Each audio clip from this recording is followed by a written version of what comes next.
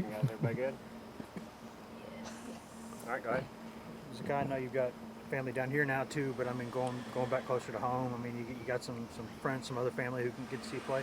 Yeah, actually, my grandmother, my cousins, I have a lot of family members that's down there, and just some childhood friends, and they all texted me and told me that they're gonna be at the game. But it feels good that I could be back playing in New York because the Barclays Center is actually like a place where I won one of my first tournaments. So actually, my first middle school tournament. So it feels good to be in college and being able to play for another chance to win another tournament.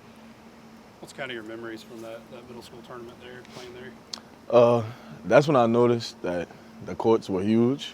There was a lot of running, and it was just like a great experience because that's when the Barclays Center had first opened up, and everybody was like, we was all just so amazed at it. But it was just like we felt like we were on top of the world, even though we was just in middle school. We felt like we were those NBA players.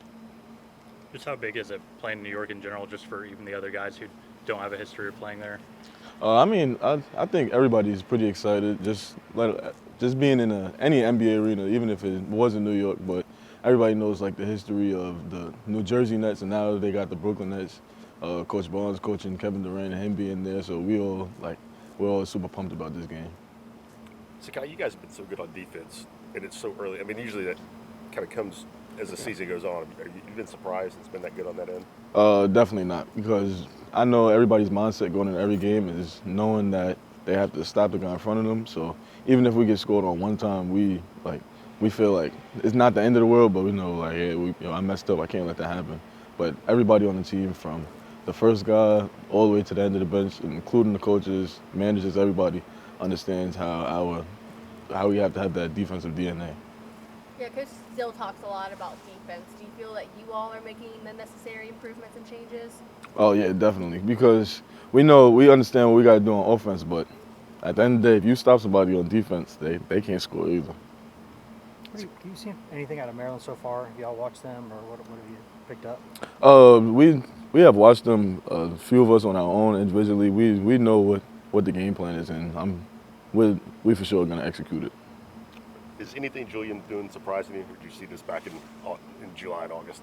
Oh, I saw this when we first played Open Run because I had no idea who he was, what type of player, and then once he committed, I was happy and stuff because I knew coaches said that he would be a great addition. And I remember we had that first Open Run, and I made a phone call to my cousins back home. I was like, yo, this Julian kid. I was like, he's the real deal. I had no idea. Like you wouldn't be able to tell just by his body type. I was like, man, he's probably not. He's probably okay.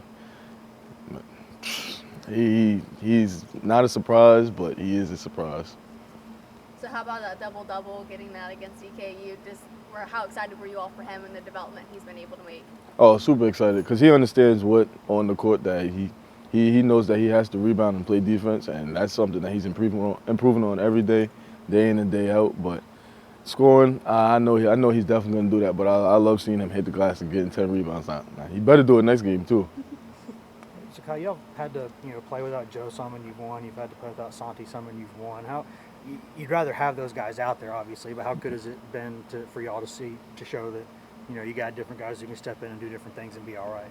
Oh, that's really good because that's just us being, I feel like, mentally tough because you never know when your number could be called at any given moment. You never know when somebody could get hurt. So just knowing that everybody has the mental toughness to be able to step up and still prove that we are one of the best teams, top teams in the country, no matter who's out there on that floor, is a really good feeling. Zakai, coach has talked a lot about Tyreek, being asked to do things he's never been asked to do before, as far as ball handling and playing the point. What have you done or can you do to help him out there? I just talk to him every day. No matter what, if he doesn't feel comfortable with a situation or something how Coach Barnes is telling him how to do it, and I understand it, I'll go over to him and tell him. If I don't understand, I'll go and ask Coach, hey, what do you mean by this? And then we learn off of each other pretty much, and we feed off each other's energy. But we help each other out, and I love being able to help him out. Any challenges you're expecting to see from Maryland?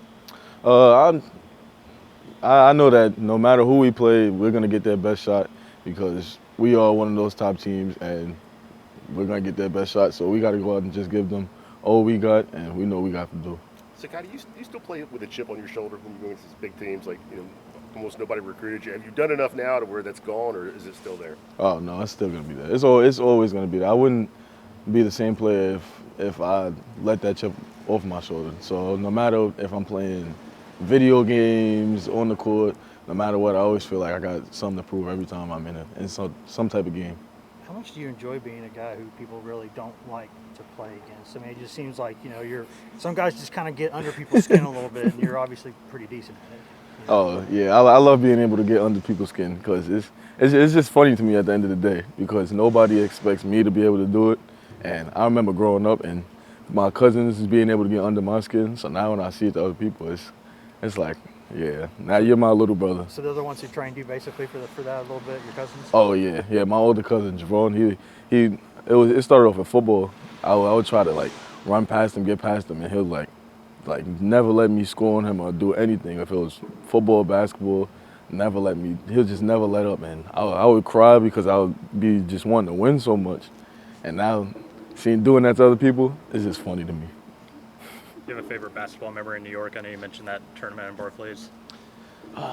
That's a good question. But that one definitely has to be at the top. Or, man, that's a good one.